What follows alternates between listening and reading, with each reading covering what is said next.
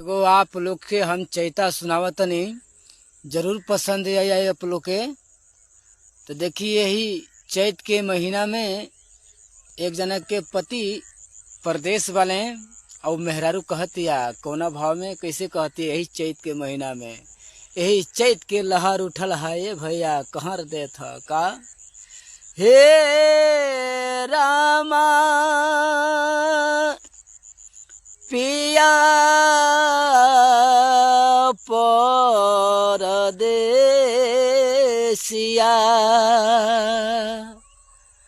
आरे अबले नयले राम चोलिया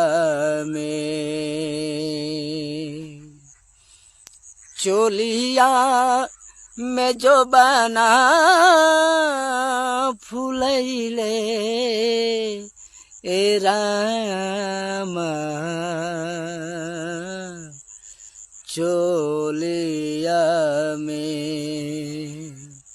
हे राम पिया परदेसिया हे राम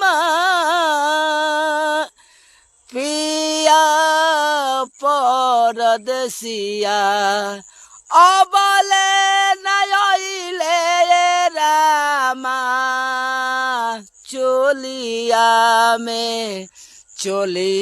में जो बना फूलैले ए रामा चोलिया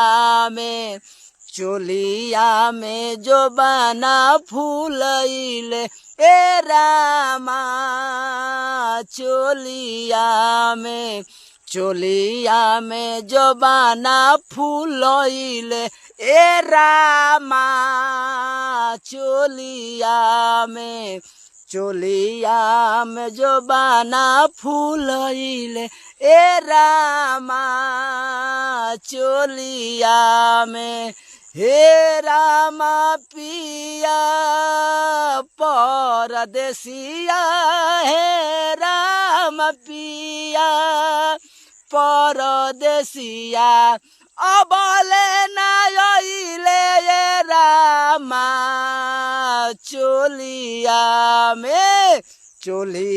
में जो बना फूलैले ए रामा चोलिया